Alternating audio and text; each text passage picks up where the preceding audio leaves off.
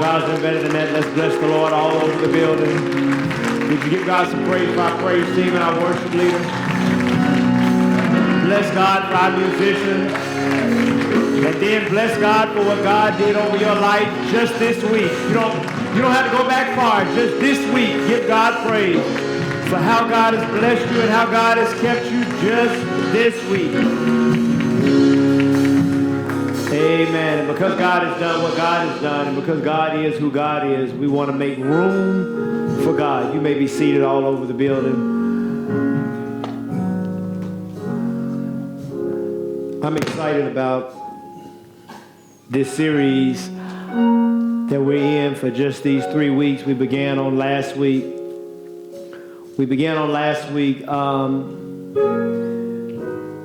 A series that we're calling Heart Check, because as we've discovered, we're in the last months of our Above and Beyond journey of generosity, and following those months, after we celebrate our birthday in June, we'll be moving and transitioning to constructing and attempting to construct our own facility on Highway 92. And I thought there would never be a better time for us to kind of check our hearts before we go into this massive endeavor, from renting to owning, from worshiping in someone else's facility to worshiping in our own.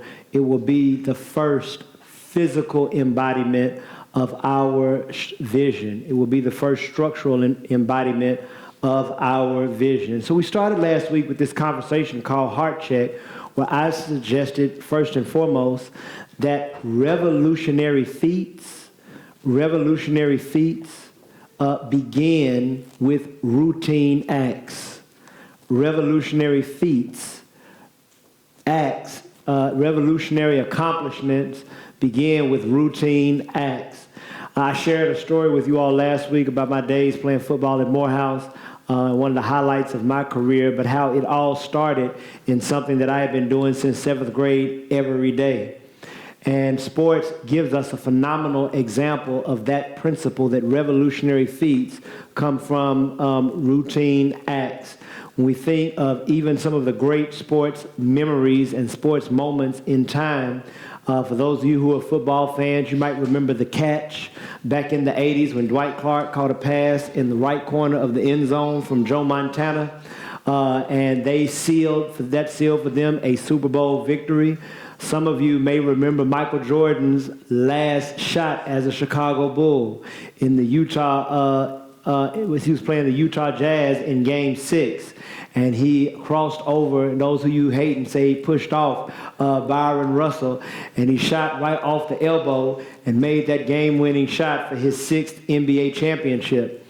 What we'll find is those are very remarkable moments. They will go in the annals of history forever.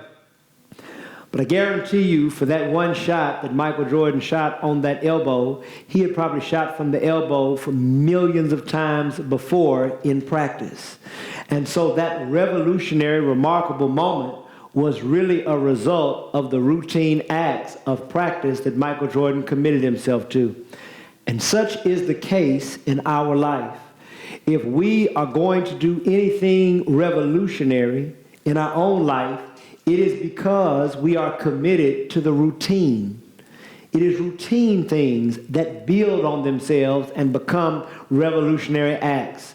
And we also said that, but if you are going to do anything routinely, you will not be able to do it if your heart is not in it. It's hard to find routines that are separated from where our heart is. And that's why it's so important to find passion in our life, because passion gives us the fuel to endure the routine. Revolutionary acts of God come from routine acts of people. But we cannot do the routine if our hearts are not in it. And what we also said is giving is a matter of the heart. We said on last week that we're spending these next 3 weeks really in an attempt to encourage every member, every worshiper, every attendee at Fellowship of Love to consider becoming a routine giver that participates in the 3 principles of spiritually healthy giving. Spiritually healthy giving, we believe, is intentional, That means it's not whimsical or arbitrary. Spiritually healthy giving, we believe, is consistent. It means we don't do it arbitrarily, we do it consistently. Finally, spiritually healthy giving is proportional. We talked about that last week, and I'm going to bring the text back from last week to this week because we're going to continue to talk about our hearts. But here's the point I was also getting at last week. If we are going to take place in building a revolutionary facility, it will be because we engage in the routine act of giving. If we are going to build a revolutionary facility, it will be because we have members who are committed to being routine givers.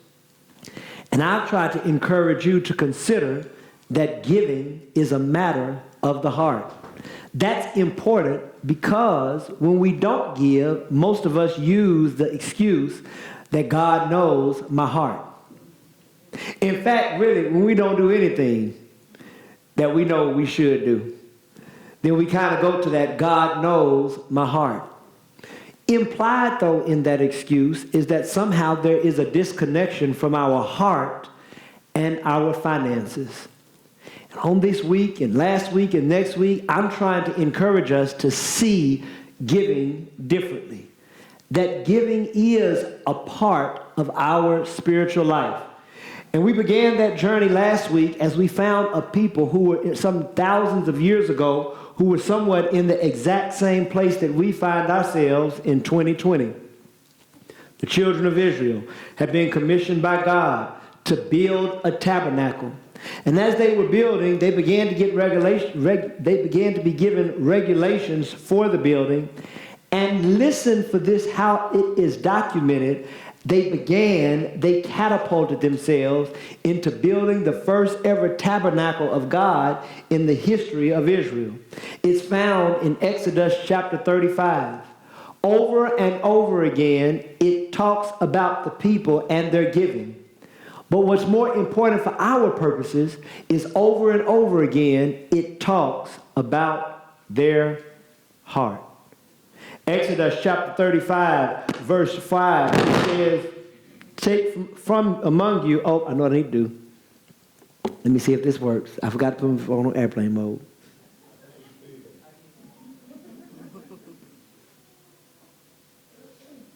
All right. We'll see if that helps. 35:5, take from among you an offering to the Lord. Whoever is of a willing heart, let them bring it as an offering to the Lord, gold, silver, and bronze. And then if we skip on to verse 21, it says, then everyone came, whose heart was stirred, and everyone whose spirit was willing. And they brought the Lord's offering for the work of the tabernacle of meeting. Then in verse 22, it says, they came, both men and women, as many as had a willing heart, and brought earrings and nose rings and rings and necklaces and all jewelry of gold, that is, every man who made an offering of gold to the Lord.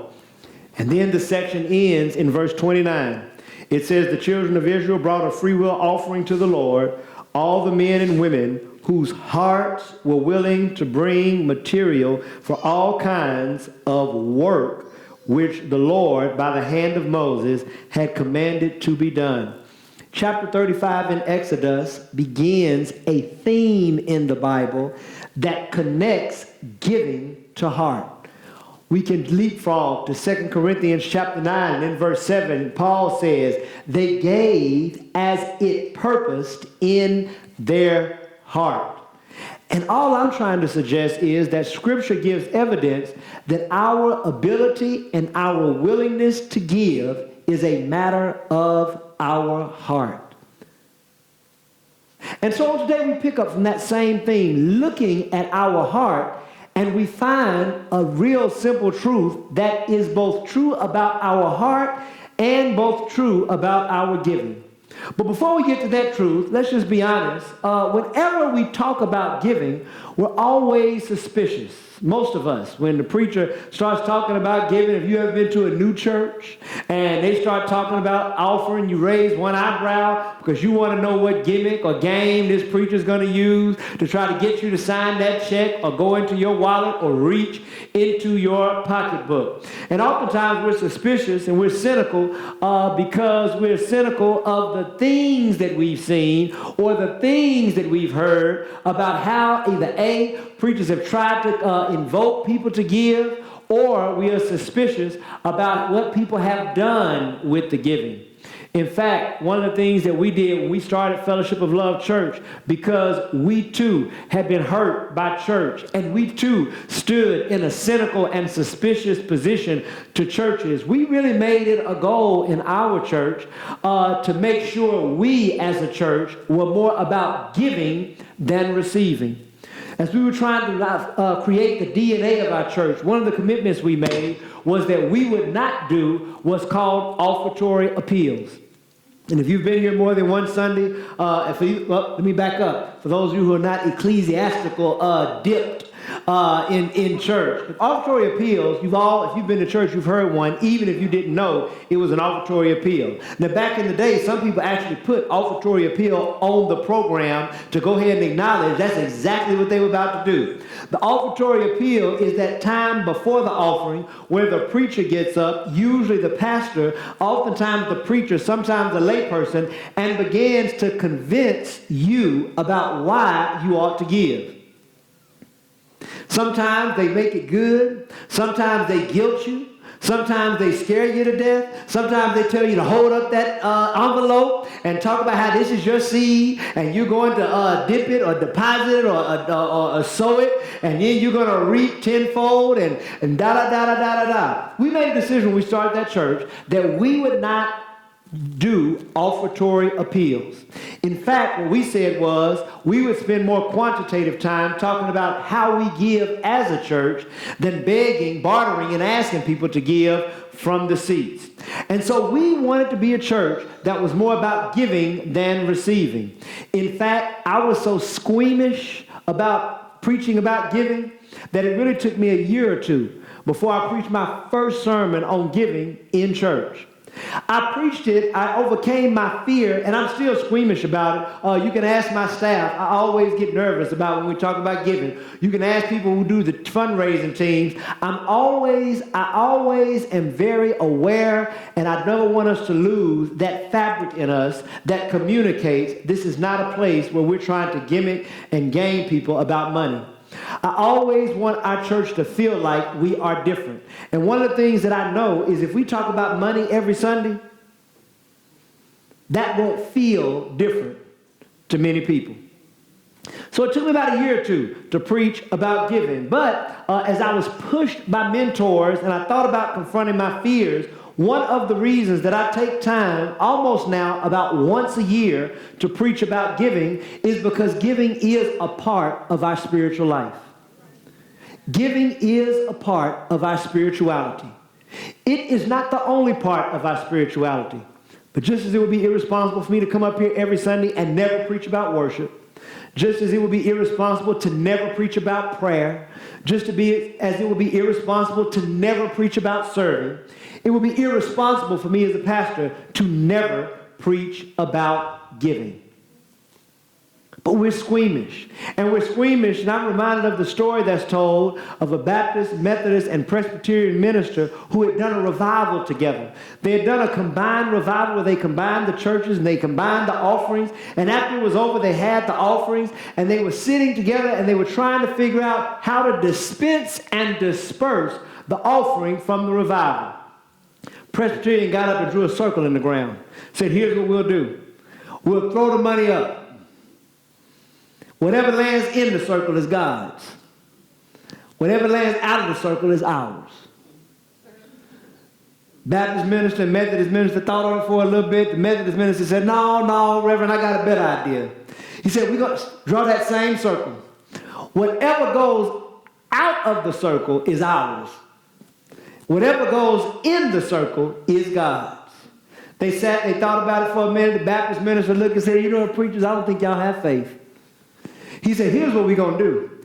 He said, we're going to throw this money in the air. Whatever God wants, God to keep. And whatever lands is ours. And so many of us have grown weary of Baptist preachers, and y'all know I came from Sweet Home Baptist Church in Round Rock, Texas, when they talk about giving. But that joke also illustrates a premise and a principle that also makes it hard for us to conceptualize giving, because the truth of the matter is we cannot give to God. And so for many of us, we say, well, since I can't give to God, God is a spirit, then this earthly money, that's mine. God don't need that. God needs spiritual things like love, grace, patience. And so we spiritualize our way out of the responsibility to give. And so if you're writing notes, I want you to write this down. You cannot give to God. There is nothing you give that makes God more God or God more richer. There's nothing you withhold that makes God more poorer. You cannot give to God, but you can give to God's purposes. You can give to God's people. And when we do giving in the church, that is exactly what we're giving to. You hear me say it almost every Sunday. We are connecting our finances to the higher purposes of God. Revolutionary acts come from routine acts. You cannot do anything routinely that your heart is not in. And giving is a matter of the heart.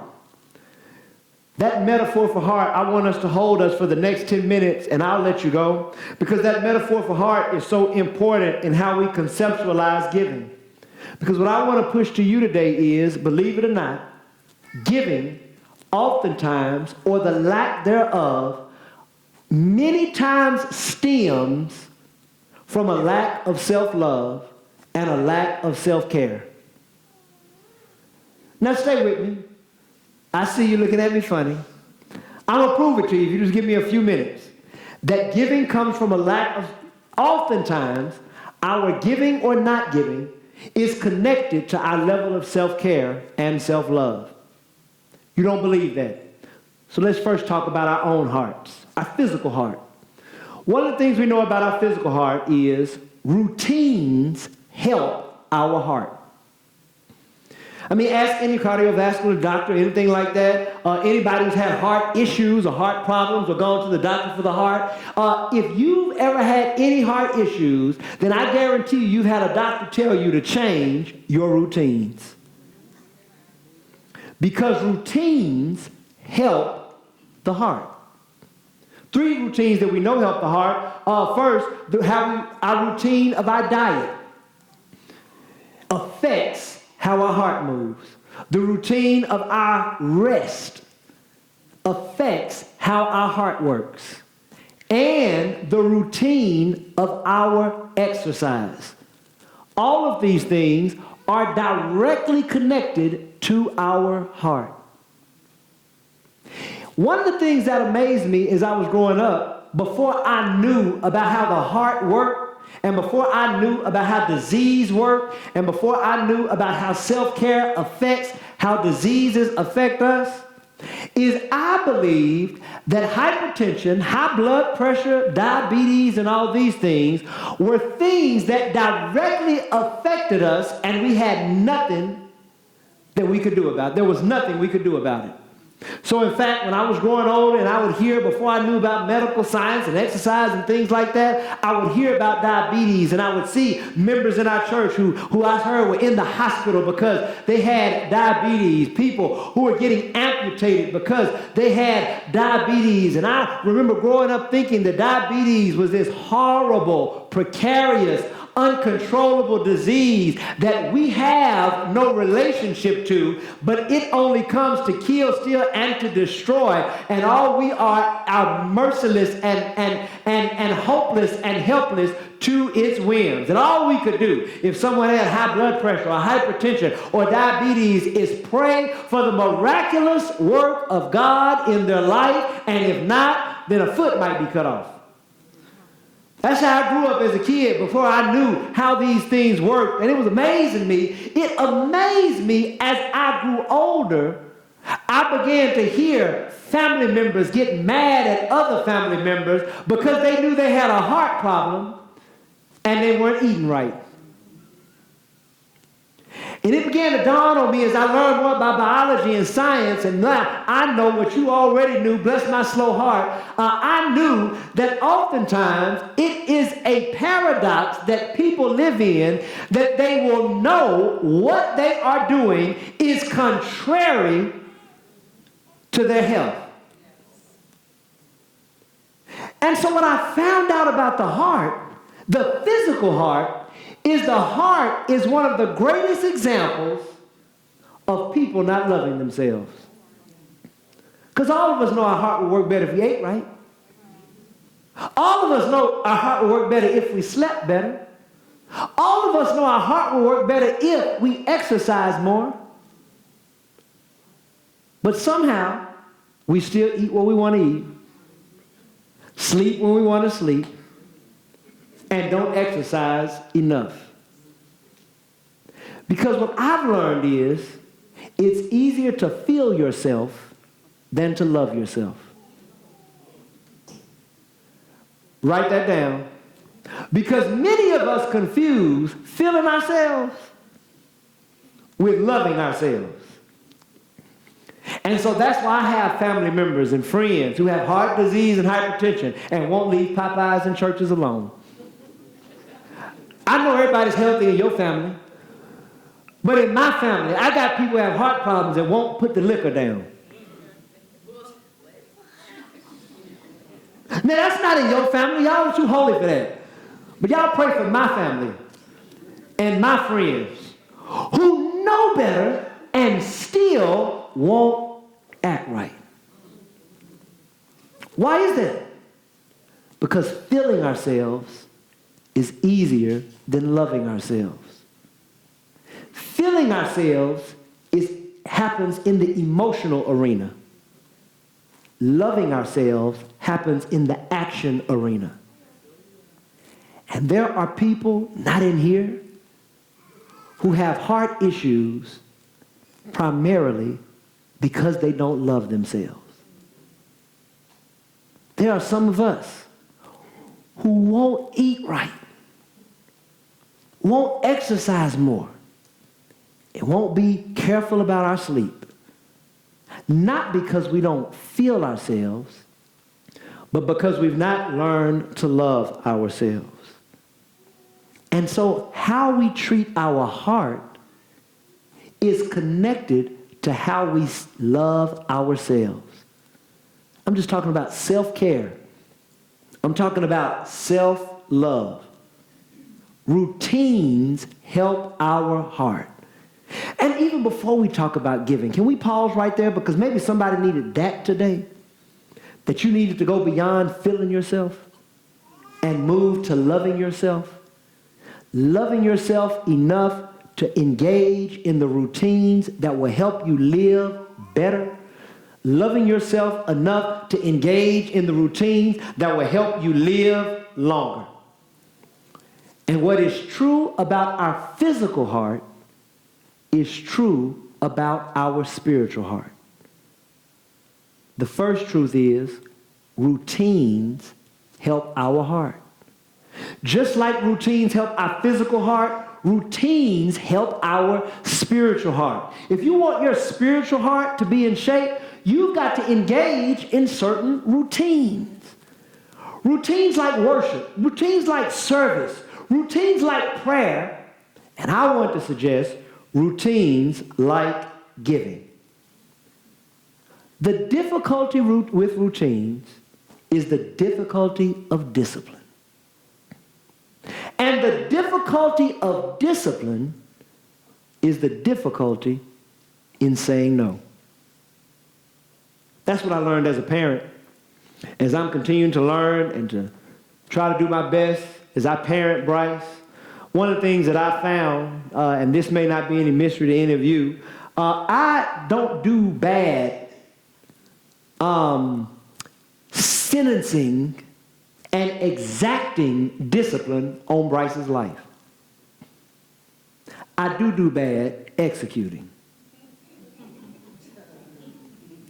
Oh, let me tell you something. When Bryce does wrong, I bring down the hammer in my house. Bryce does something wrong, no TV, no phone.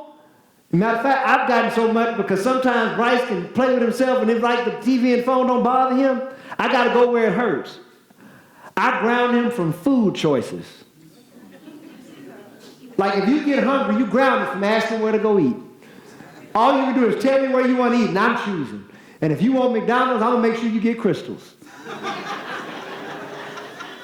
If you want Chick-fil-A, I'm going to make sure you get Piccadilly. If you want Arnold Palmer, I'm going to make sure you drink water. But I lay down the hammer when things go bad. The problem is not the sentence. The problem I have is in the execution. I can give a Bryce a 1-year sentence, and somehow in 2 days he's on parole. And I know y'all got y'all parenting down. Y'all know just how to balance fun with strictness and punishment with grace. But I'm telling you, next thing I'll ground Bryce, and the next thing I know, I'm with him playing Xbox with him. And you with your holy self, and you're strict, and you got, and so maybe y'all can send me an email and text. One day I was talking to my therapist, and we were talking about this discipline issue that I have, and she was saying, Bashan, I want you to see it like this. Don't look at it as a matter of discipline. Look at it as a matter of love. She said, Bashan, if you love Bryce, and you want what's best for Bryce long term, you're going to have to take the pain of telling him no short term. And all of us kind of know that. We all know that if parents who don't discipline their children don't really love their children, we all know that if we really have the long-term interests of our children, then they can't always choose when they do homework. We all know if we really love our children, they can't choose if they ever clean up their room or not. They can't make the decisions about chores. If we really love our children, they can't always make the decision about church. There are some things that we do in love that don't feel good at the time. What's interesting is the same difficulty we have in loving our children is the same difficulty we have in loving ourselves. Many of us feel ourselves, but the reason we can't love ourselves is we can't tell ourselves no. So I just want to introduce one simple routine that will help us and that keeps us from becoming routine givers. And that's simply the routine of budgeting. That's the B word. Budgeting. If routines help our heart, budgeting is a routine that will help your spiritual heart. Most of us are not routine givers, not because we don't feel God. All God has done, we feel God. We know God's responsible for our being and provides us for blessings. But we all don't necessarily love God. If feel is an emotion and love is an action, most of us exist more on the emotional side of a relationship with God than we do the active side. But we knew that. Here's what I want to get you to understand. And most of us live like that with ourselves. Many of us don't budget because it's hard to tell ourselves no. It's difficult to tell ourselves no. What is the evidence I have that 95% of us have difficulty telling ourselves no? Your credit report. I don't even know it. But what I do know is, if you are an American, there's a 95% chance that you're in debt. There's a 95% chance that you have a credit card that's not paid off, or that you borrowed money to buy a car or a house, And so, if you are in debt, at some point, you could not tell yourself no. No, Pastor, I didn't know. I said yes. I planned for the house. I planned for the car. Let me tell you why you couldn't tell yourself no. Because whenever you have to ask somebody else for money to buy something you want, maybe I'll just talk about myself. My credit report. My credit report, I'm lying. See, y'all thought I was going to tell you my number? Right. No, I wasn't. Yeah. But you just pray for me and I'll pray for you. But just know, I know what it feels like not to tell myself no. The car drive. I went out to the dealership to get a Hyundai Sonata and walked out with a Lincoln MKZ. Bryce, I blame Bryce. I could not tell myself no. And you won't admit it, but y'all got that. Some of y'all had that problem this week. Went out, had a budget for your meal, and then somewhere between the menu dropping and the menu getting back, you decided to add a drink anyway. Amen, lights and walls. We have difficulty telling ourselves no. And that's the same difficulty that baffled me as a teenager when I would see relatives with heart conditions eating fried chicken. It's the same difficulty that some of us in here have. After we went to the doctor, and the doctor told us what to eat and what not to eat. And the sound system got a problem saying no to himself too. All of us know what it feels like to have problems telling ourselves no. Because all of us know what it feels like to have a problem with self-care. Budgeting is a matter of self-care. I'm going to leave you alone. That's all I really come to tell you. Budgeting is a routine that will help your spiritual heart. I've told you, if somehow you're afraid that this is all about giving, don't give the fellowship of love. Find somewhere to give to your higher purposes. But whether you give or not, internalize this principle that my budgeting is a matter of self-care. I can feel myself without loving myself. And if I'm getting money every month and our money is tight and I don't know where it's gone, I'm not caring for myself. Budgeting is an act of self-care. Now here's all I'll say about this, and I'm through. Budgeting is an act of self-care. It's a routine that helps the heart, and routines help our heart. And so here we are, all of us at some point either have been in debt and are in debt. And if we're in debt, that says something about the value we place on spending. Statistic, I heard this week as I was preparing for this sermon, I heard that 2.5%, most Christians average giving 2.5% of their income to church or to God. 2.5% of their income. Now, here's what I know. If 2.5% goes to giving, 97.5% goes to spending. And what that tells me is we value spending more than we value giving. Now here's what I want to tell you what's really interesting. It's one thing if you value spending so much you spend your own money. But if you are like me, you value spending so much, you wouldn't ask for somebody else's money. Capital One, Chase, American Express, MasterCard.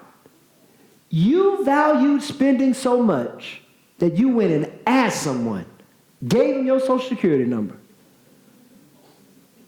so you could spend. Now just think about this, and I'll leave y'all alone. I promise I'm through. We're going to talk about Jesus in a couple weeks.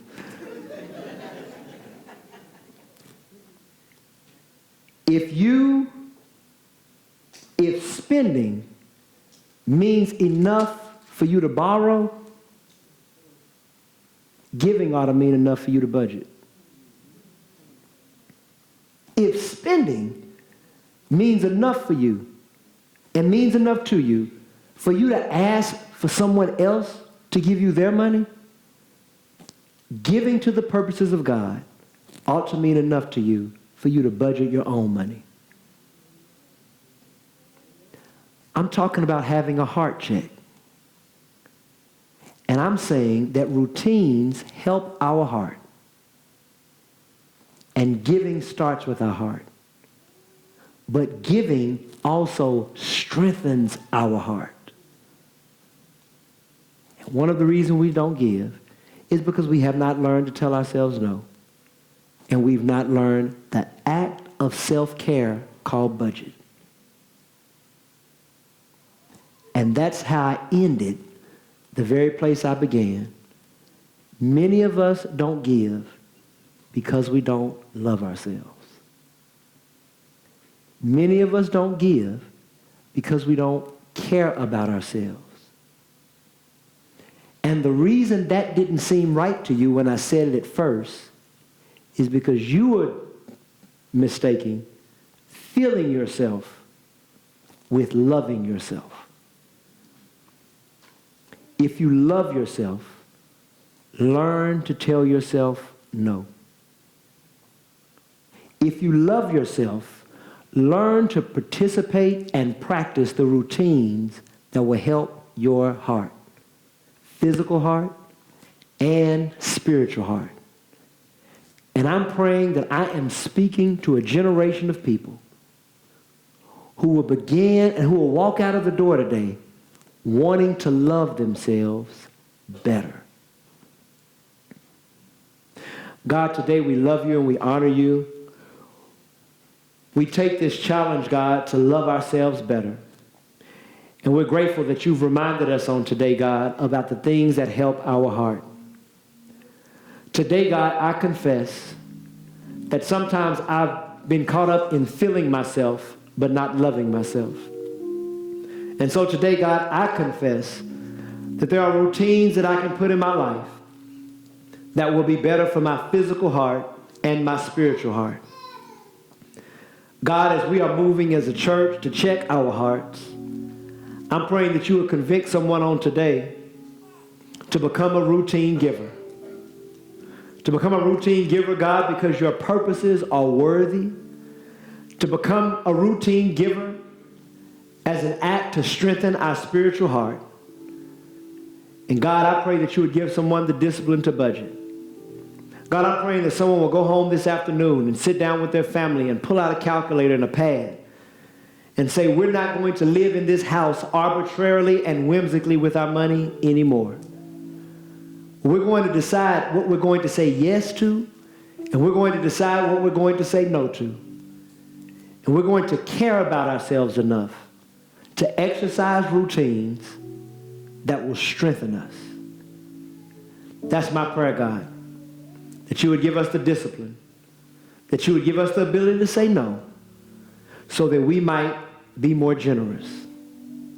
God, all of us who live in this American capitalistic and materialistic culture have developed a value for spending. I'm praying today, God, you would increase our value for giving. God, I'm praying that if we value spending enough to borrow, I pray today that we'll value budgeting enough to give. Move in our hearts, move in our minds, and saturate our spirit. This is our prayer in Jesus' name. Amen. Stand on your feet, beloved.